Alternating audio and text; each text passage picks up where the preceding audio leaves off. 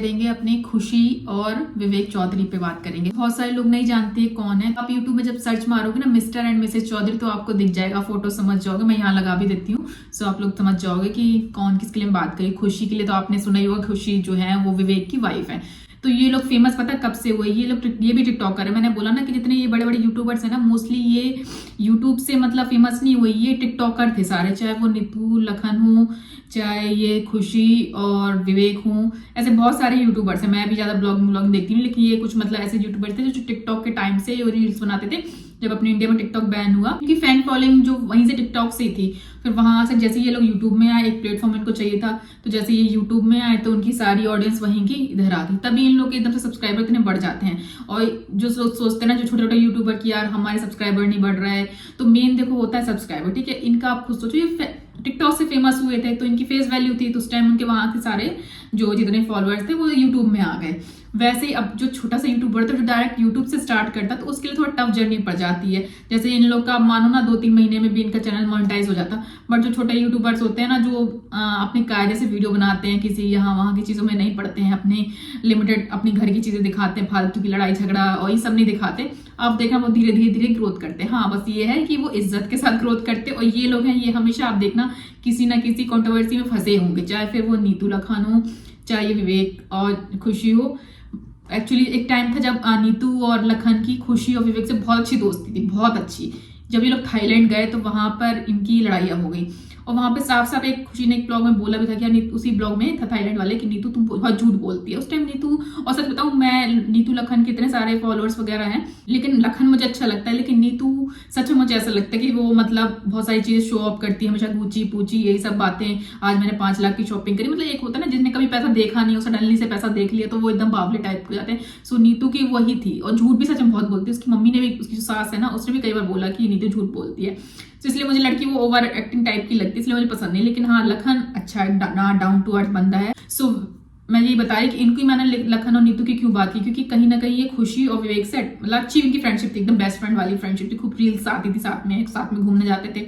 But कुछ ना कुछ तो हुआ ना, जो इनकी इतनी लड़ाई हो गई। अब ये दोनों उस टाइम काफी कुछ टाइम पहले ही, आई थिंक 7-8 महीने पहले, इनकी बहुत गंदी यूट्यूब में लड़ाई हुई। यहाँ से लखन और जो थे ना नीतू यहाँ से लाइव कर रहे, वहां से विवेक और खुशी लाइव कर रहे, लाइव में इनकी खूब लड़ाइयाँ हुई।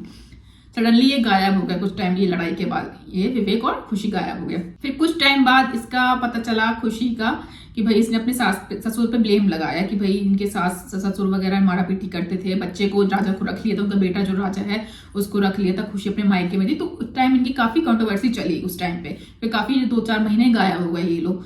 फिर सडनली ये लोग जब आए तो एक धमाके के साथ आए। वो धमाका था खुशी की प्रेगनेंसी।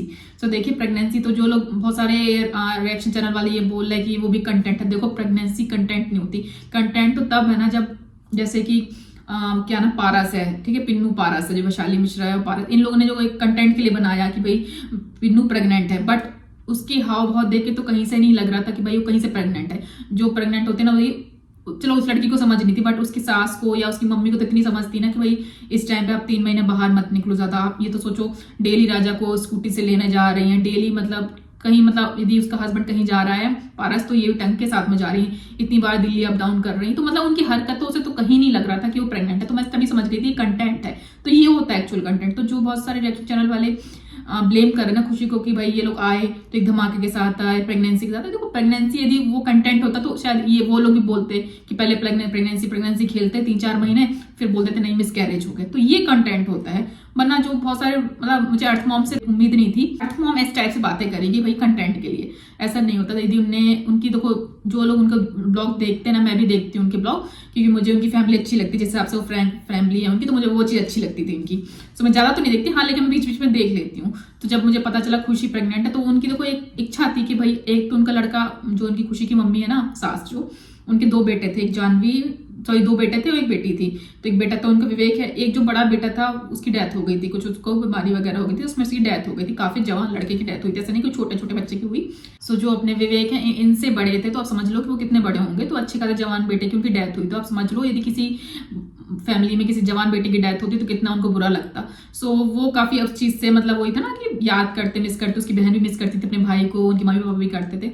तो जब राजा इसका खुशी का और इसका विवेक का बेटा हुआ तो उनने देखो वही नाम रखा राजा, कि भाई नहीं देखो राजा भैया वापस आ गए। तो ये चीज अच्छी है कि एटलीस्ट देखो उस लड़की ने, खुशी ने ये नहीं सोचा कि भाई मैं अपने बच्चे का ये नाम नहीं रखूंगी। जब कोई इंसान मर जाता है उसकी सारी चीजें भी उसके साथ दान कर देते हैं या मतलब जला देते हैं, इस टाइप से होता है हिंदू धर्म में। तो लेकिन देखो इनने क्या किया, इनका विवेक चौधरी का जो भाई था राजा, बट देखो वही अपने जो उसका खुशी का और विवेक का जो बेटा हुआ उसका नाम राजा ही रखा और राजा ही की तरह ट्रीट करते हुए, नहीं हमारा भाई आ गया वापस, वो बोलते हैं पापा कहते हैं कि हमारा बेटा वापस आ गया। तो देखो ये इसमें खुशी की भी आप तारीफ करो कि देखो इस चीज को कहीं ऐसा होता है ना, लड़कियां नहीं भाई मैं तो अपने बेटे का नाम नहीं रखूंगी, ऐसे लोग का जो इस दुनिया में नहीं है। बस देखो उसने भी फैमिली वालों की सबकी खुशी के लिए उसने राजा का जो अपने बेटे का नाम राजा ही रखा। और विवेक की एक बहन भी थी जानवी, तभी देखो अब जब दोबारा खुशी प्रेग्नेंट हुई तो मतलब इनकी प्रेगनेंसी से पहले सब लोग की विश थी कि भाई इनके घर पर बेटी आए ताकि वो जानवी इनकी वापस आ जाए। तो देखो उस चीज पे भी खुशी ने कोई वो नहीं किया, तुम इंसान चले गए तो उनको मतलब वही ना खींचना वापस कि भाई वो आ जाए हम आएंगे तो उनका ये नाम रखेंगे। बट मैं कहीं ना कहीं इस चीज में ना खुशी की तारीफ करूंगी, वरना लड़कियां ऐसी होती हैं कि जल्दी से कॉम्प्रोमाइज नहीं करती इन चीजों में अपने बेटे के नाम, मतलब ये सोचो वो नाम तक के लिए कॉम्प्रोमाइज नहीं करती, जो उनको पसंद है कि अपने बच्चे का ये नाम रखना वही रखती है। लेकिन खुशी की इस चीज में तारीफ करनी चाहिए कि वो एक ऐसी लड़की है ना, मतलब लगता नहीं कि बहू है इस घर की, मतलब एकदम बेटी की तरह है।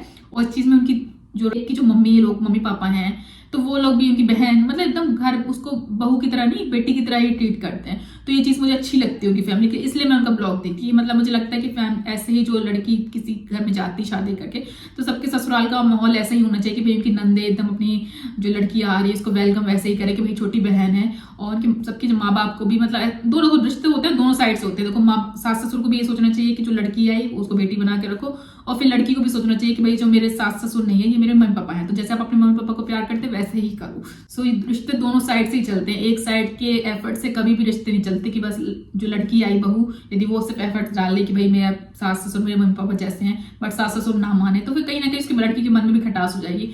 तो जो ससुराल का माहौल होता है सब लोग मिलके अच्छे से रहें, एक दूसरे को समझे और सपोर्ट करे, तभी जाके एक अच्छी सी फैमिली बनती है। वरना सही बात कहते नहीं है कि फैमिली क्या दीवार पत्थर से ना जो होती हैं वो तो सिर्फ मकान होते हैं, लेकिन फैमिली तभी होती है जब इंसान जितने फैमिली मेंबर सब मिलजुल के रहे, हंसी खुशी का माहौल हो। और ये सब चीज जो है ना वो सब उनके फैमिली में देखने को मिलती है। तो जिसने नहीं देखा इनके ब्लॉग देखा करो, एकदम जैसे कोई होता है ना स्ट्रेस फ्री हो जाएगा इनका जो भी ब्लॉग देखेगा, क्योंकि एकदम हंसी खुशी माहौल रहता है, एकदम मजा आता देख के। सो अब देखते हैं कि अभी तक तो उन्होंने जेंडर रिवील किया नहीं कि उनके घर पे क्या आई है, जो राजा की बहन आई है कि राजा का भाई आया है, तो अभी तक डिस्क्लोज नहीं हुआ। तो उस खुशी का सी सेक्शन के थ्रू बच्चे को पहले भी उनका सी सेक्शन के थ्रू हुआ था। सो गाइस अब वेट करते हैं, ये लोग बताएंगे, जेंडर रिवील करेंगे।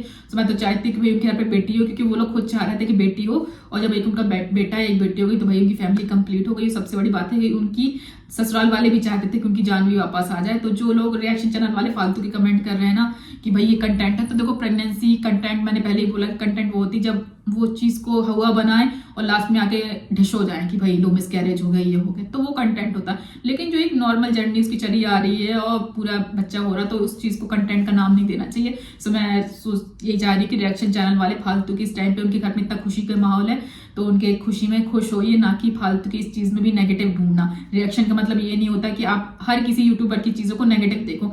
अच्छे यूट्यूबर जो होते हैं उनकी पॉजिटिव चीजें भी देखो, जो फालतू के यूट्यूबर्स होते हैं उनकी नेगेटिव चीजों को पब्लिक के आगे दिखाओ ताकि पब्लिक समझ सके कौन सही है कौन गलत है। सो गाइज मिलते हैं फिर नेक्स्ट वीडियो, तब तक के लिए टेक केयर, बाय बाय।